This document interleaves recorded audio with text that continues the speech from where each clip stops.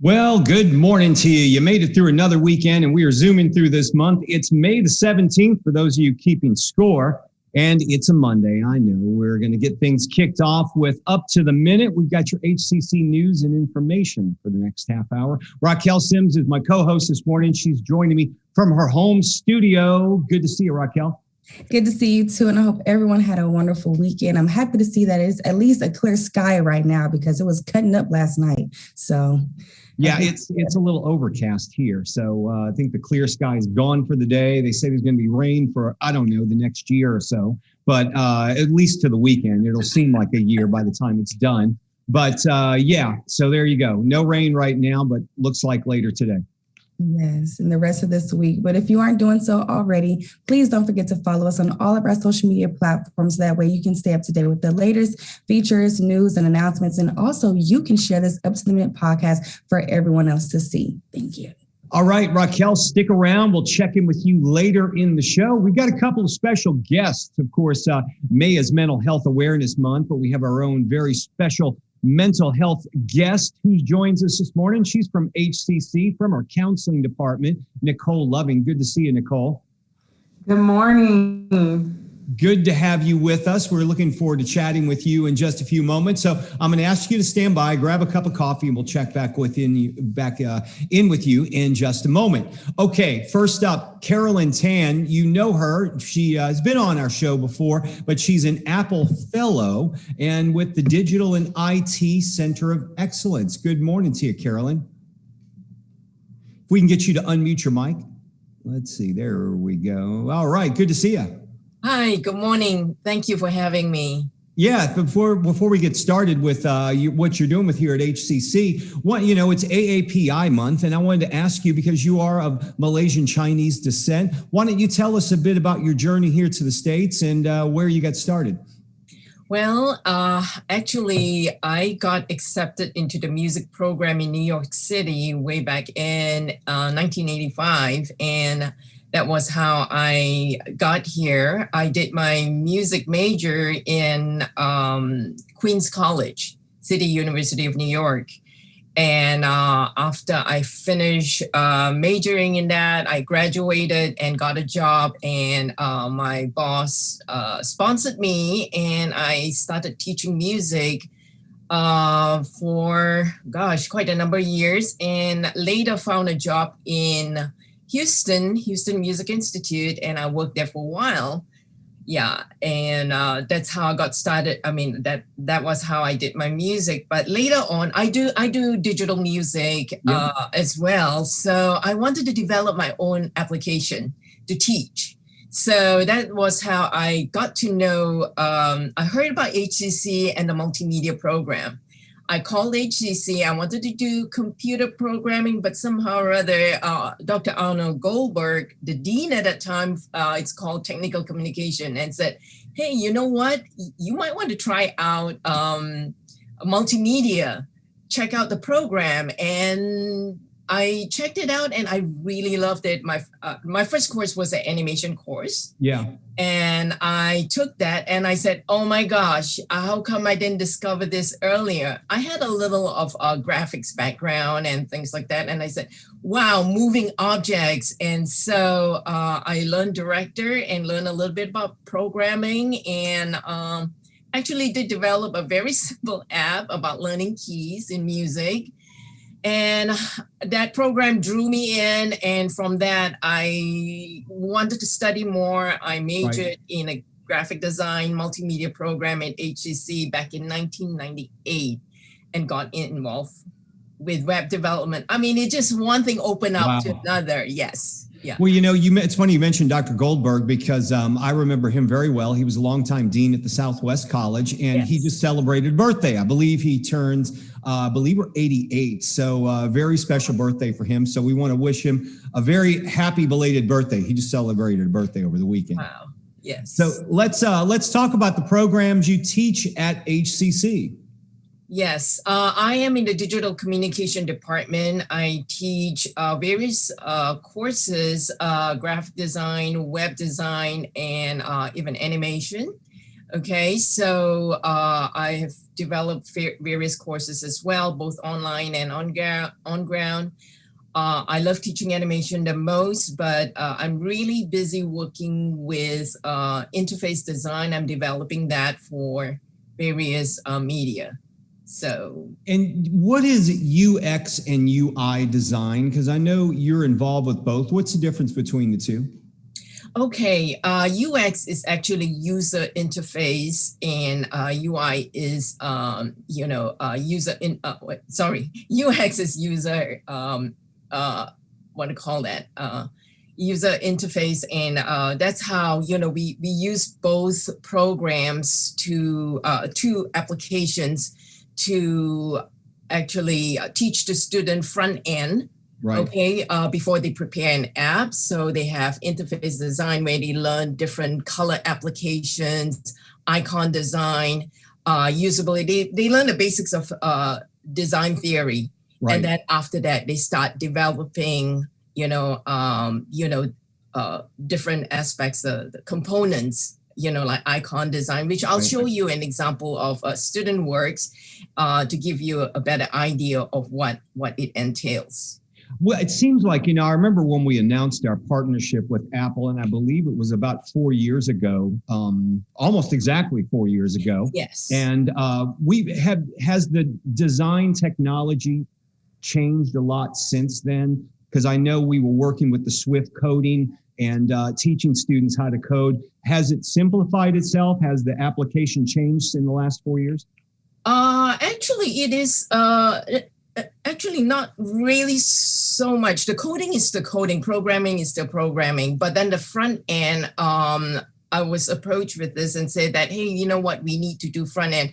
And design theory has always been there. It's always been the same. But the thing is, now that mobile development, mobile applications are coming up more, and we feel that the students need to do more of a front end design. So that's why this is implemented in. So I've been approached to actually teach a student user experience and user interface design. And I know you had something you wanted to show us to give us an example. Yes, I have been teaching interface design. I'm IMED 1341 in the department for a while, and I have actually started having students learn to think about applications for mobile development and even creative designs. In fact, design stuff that they have never designed before, come up with ideas. So I'm going to show two samples of students' work. Yeah. I will share my screen. Let's see. And I'll show an example. This was a recent semester, spring semester. Are you able to see the? Yes, we can see it right there. Great. So great. Is this an app that a student designed in one of your classes? Yes. This is a design app from V. She designed a graphic tablet and also an app. So what they have to do is she calls this app, this tablet is a graphic tablet called Color Me application. Mm-hmm. All right. And what she needed to do is the students read out, and they are required to actually make sketches first. And then after that, wireframe, and then talk about their target audience, the design considerations, and everything about usability and accessibility as well. Okay. So this is their opening page of the application, as well as they have to talk about whether the application uses sound, that sort of thing. And in a layman's term, what does this application do? Can you color on it? I mean, is it like a sketch?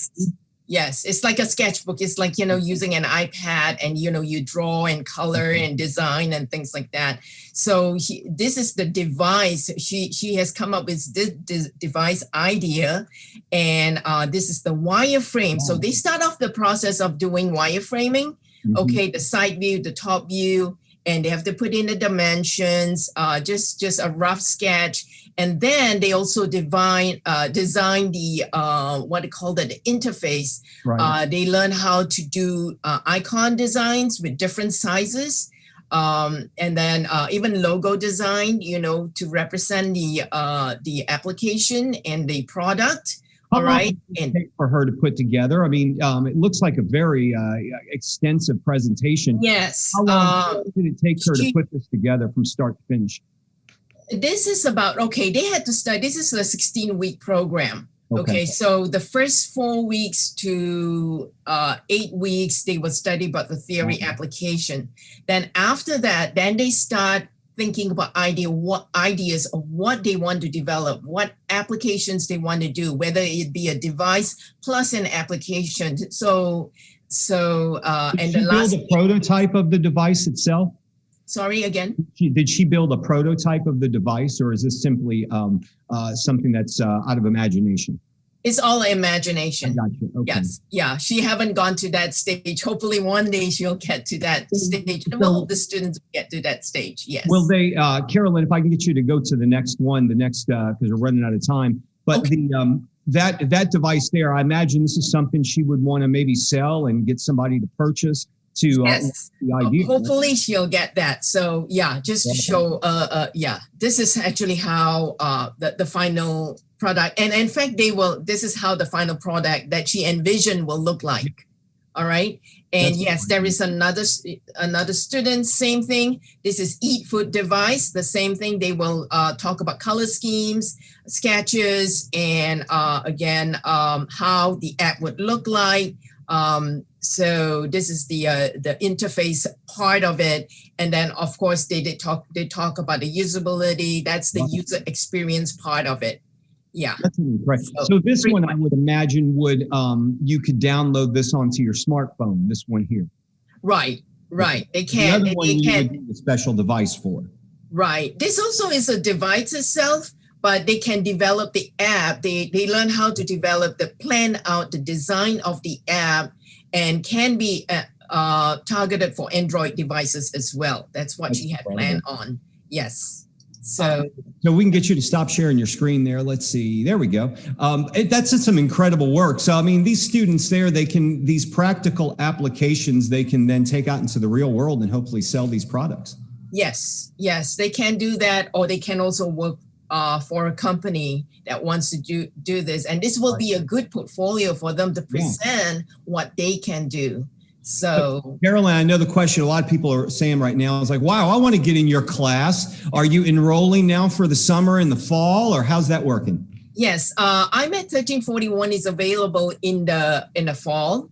But there is another course, Introduction to Computer Graphics, that also cover principles of such nature, where they will learn Photoshop, Illustrator, InDesign. There are other apps that we show them how to create the wireframe and the prototypes. Yes. So her name is Carolyn Tan, students. Write it down, because I know a lot of people are going, I want to get in on this, Carolyn, we appreciate you joining us here, and congratulations on the Apple Fellowship. Yeah, thank you for having me. Thank you for being here. Have a good one. You too. All right, we're going to move on to Nicole Loving. She's a counselor at HCC Central, and it's a Mental Health Awareness Month, and it's always good to be aware of our mental health. And Nicole, welcome to the show. Thanks for being here. Good morning. Thank you for inviting me. I'm going to ask right now, I guess you guys are starting off this month, or y'all been doing some mental health webinars. Maybe you can tell us about this. Yes, so we have workshops throughout the entire year, but definitely for May, for Mental Health Awareness Month, we have had some. I hosted a workshop a couple of weeks ago. It was called African American Men and Mental Health. It went really well. It was a topic that I really thought that we needed to focus on, just because a lot of times in the African American community, especially with the men, there's a lot of fear concerning mental health and mental health treatment. And there's a history of trauma in our community when it comes to mental health also. So just getting the students informed and, letting them view other people that look like them, that are able to give their perspective of mental health and mental health services, and saying, it's okay to seek care and to seek treatment. Well, it seems like there's so much going on right now. We're just getting out of, I guess, a pandemic that's been going on for the last 13, 14 months. And then we had the unrest and the racial issues over this past summer brought to light. You can only imagine what our students are going through. Oh yeah, and they're trying to get through college right now as well. I mean, what are some of the things or the concerns that's popping up? Because there's been a lot on everyone's plate really for the last year and a half. Yes. COVID-19, I feel like it's been very traumatizing for a lot of students because a lot of students have lost their job. So they don't have financial security. They're not sure if they're going to be able to continue living in their apartments or homes. They're worried about taking care of their family, childcare. They don't have childcare. They're overwhelmed with their work from school, and it's just hard to manage. And so there are a lot of students that are struggling. They're dealing with a lot of anxiety and stress right now. I would imagine some students decided for a while, you know what, I'm just going to take a little time off. But now they may be thinking, I want to get back into the swing of things, get enrolled in college again and get moving forward. Are you finding that's the case? Because as you mentioned, a lot of people may have not just lost their jobs. Maybe they had a job, but their hours have been cut because of COVID. So there are a lot of outside pressures. And now you're thinking of getting back in school again. That's true. And then also there were a lot of students because of the loss of job, they had extra time and they were interested in actually coming to school. Yeah. And that was surprising. A lot of people decided to come back to school in this last year. And they were like, well, I think it's time. And now I know that this happened. You never know the unexpected. I want to have a better job and better job security. You mentioned about mental health awareness and being able to talk about your mental health, and reaching out, I guess, is a big thing. And you're hearing a lot in the news nowadays, especially what happened in Harris County over the last couple of months, where the police were called out to deal with someone who was having a mental crisis. And unfortunately, the man was shot by police officers because the mental health crisis unit couldn't respond. Obviously, we all have to reach out at times if you have issues. Is that a stigma that is still here that you're trying to break? Yes. Unfortunately, there is still a stigma regarding mental health and seeking treatment. People not feeling comfortable with being vulnerable, with letting someone know something's going on, that they have problems. And in reality, we all have problems. You know, some problems are more severe, but, you know, we all have life issues that we have to deal with. And so that's what we try to promote to our students because, you know, seek help. You can't deal with everything alone all the time. I know counseling services, you've been available online, available to our students since the onset of this pandemic when we all went into the lockdown phase. Now that things are opening up, are you available to see students in person, or would you prefer to see them online? How is that working with the counseling department? So not yet. Hopefully soon. We're not seeing students in person, but we are seeing students virtually through Zoom. So we are still seeing our students, and we definitely have lots of appointments. But this is a great opportunity right here to let more students know about our services, because there are a number of students that don't realize that HCC has a counseling department, unfortunately.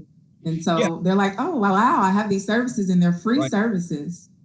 Yeah, they're free to our students. And if people want to book an appointment with you, if you're a student at HCC, it's free. They simply need to go to the website and look up counseling. Is that correct? Yes, that's correct.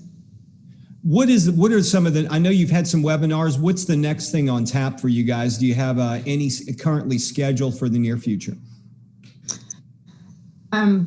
This week, I actually do have a mental health wellness group, support group on Thursday, May 20th at 5 o'clock. It's from 5 to 6, and it's for 18 and up students. So that's something that we recently started.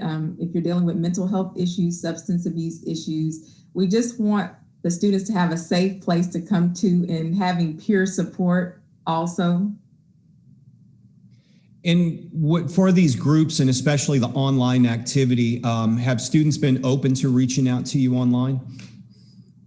Yes, students have been very open because, like I said, right now this is just such a major adjustment for us all. So they're looking for someone to help them and assist them. Are students looking forward to getting back to campuses? I know we're going to be starting bringing students back this summer for face-to-face classes and in the fall as well. And it's kind of a slow ramp up. What are you hearing from our students? Is there an anticipation like, yeah, I'm ready to go back, or I'm not sure if I'm ready yet? Well, a lot of students are ready to come back to campus. I mean, most students want to be safe, so they are concerned about their health and, wearing masks and getting vaccinated, but they are interested in coming back to the campus and being able to just have that face-to-face interaction. Because, that's always better when you can talk to your instructors, you can talk to your staff, that one-on-one and face-to-face interaction. Well, I know all of us are looking forward to getting back on the campuses sooner rather than later. Nicole Loving with HCC Central. She's a counselor there. And Nicole, if they want to find you at HCC Central, how can they get a hold of you? Well, they can go to the counseling webpage.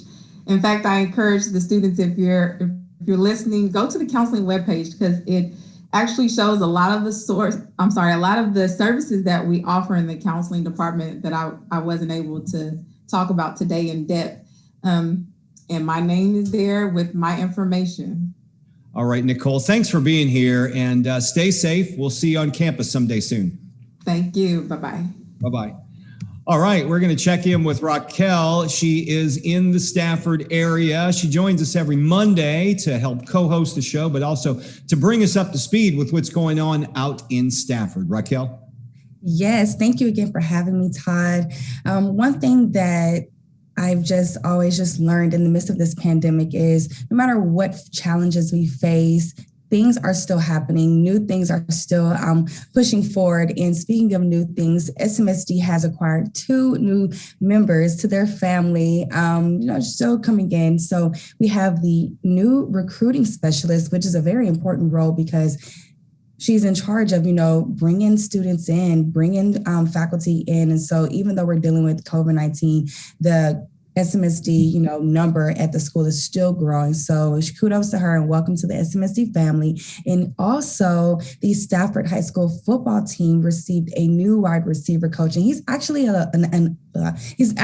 he's actually an alumni. It's kind of like hard to say an alumni, but he's actually an alumni from Stafford. He graduated. He went to Stafford all the way from elementary, and now he's coaching the wide receivers for the football team. So he's extremely excited. And I had a chance to actually personally interview with him, and he is just so passionate about pouring out to the athletes, especially during COVID-19 with them not being able to, do what they normally do as fun. So he came up with new workouts and how they can break the team up in sections, because we all know football teams are large. So just imagine trying to operate and work with a football team during these times while practicing social distancing. So that's amazing. And then also, Randall had a chance to speak with the Fine Arts Department, and I just love how we had someone in here earlier with another, like a creative department. It's just amazing to see what HCC does to pour into students and get them prepared for their work field, for their specialty passion.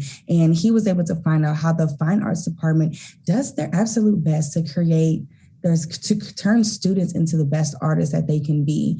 Despite COVID-19, they're still pushing forth. And then last but not least, Fernando Ramirez had a chance to speak with a local gaming store in Stafford. It's called A-Rush Gaming.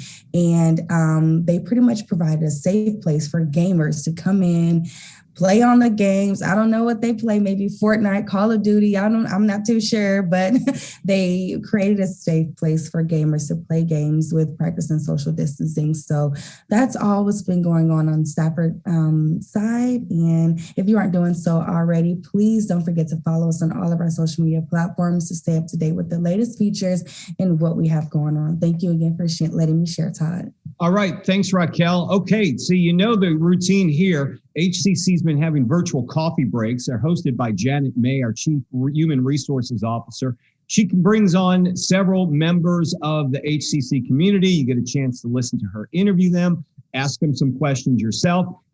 This week's guest, 11 a.m. Tuesday, tomorrow, May the 18th, Dr. Colleen Raleigh from the Dean of the Visual and Performing Arts Center of Excellence. Make sure you ask her about the art car. Her department, they worked on this art car for about 3 years. They finally had a chance to show it off at the Art Car Experience this past weekend. Incredible work they've done there. If you want to join her and Janet May, make sure you check your emails to register. Just search Coffee Breaks. And we've been promoting the MBDA virtual subs and sandwiches. They've got another one of those coming up this week, Raquel. Yes, on Wednesday, May 19th, the HCC's Minority Business Development Association is still getting together for business-to-business matching, targeting minority business enterprises, but bring your own subs. Come on now, who can beat that? It's still virtual. It's happening again Wednesday, May 19th from 11:30 a.m. to 1 p.m. And please check the HCC events calendar to register. Okay, the Ideas Pitch Competition is here. We talked about them accepting these pitches for about a month, maybe 2 months. Now it's about to happen. Thursday, May 20th, it's going down. The Office of Entrepreneurial Initiatives, the HCC Foundation, and the Department of Speech and Communications and Social and Behavioral Sciences help students prepare for their presentations for 3 training seminars on vocal variety, nonverbal communication, and proper attire. Also, David Regenbaum, entrepreneur in residence and board chair of the HCC Foundation. He is going to be there. He's providing tips and suggestions for pitching an idea. For more information, go to hccs.edu/pitch. Okay, what are the 3 W's for returning to campus?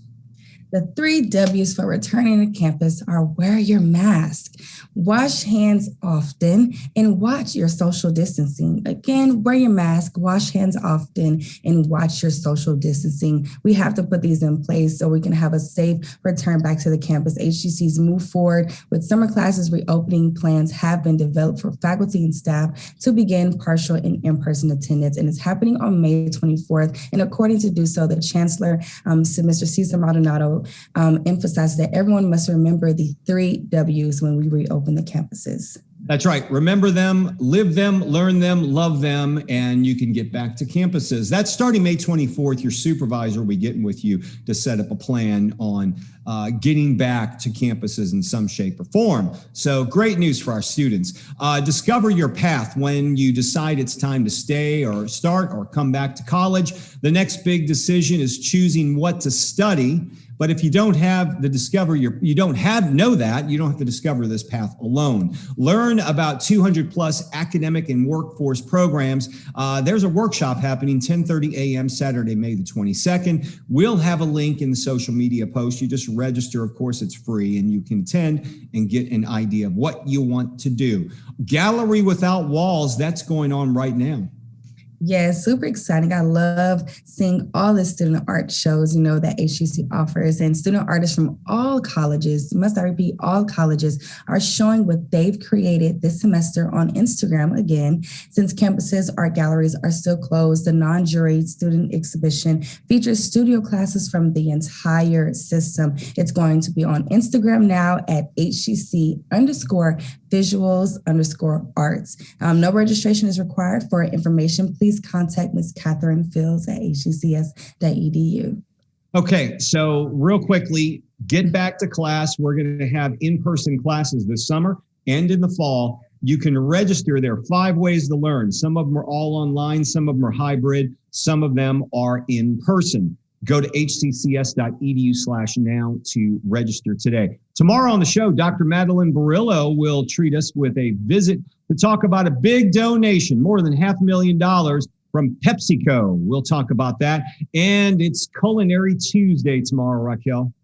Yes, Culinary Tuesday. And we will continue with the Asian American Pacific Island Heritage Month. Our culinary guest is Robot Noodle. Interesting. Yeah, that'll be fun. Right, a trendy Pan-Asian place in the Heights. Its thing is that you order off an app before you get there or from a robot kiosk when you arrive. It is totally hands-free, cash-free, and contactless. All right. Thanks, Raquel, and thank all of you for joining us. We'll see you tomorrow live, 10 a.m. up to the minute.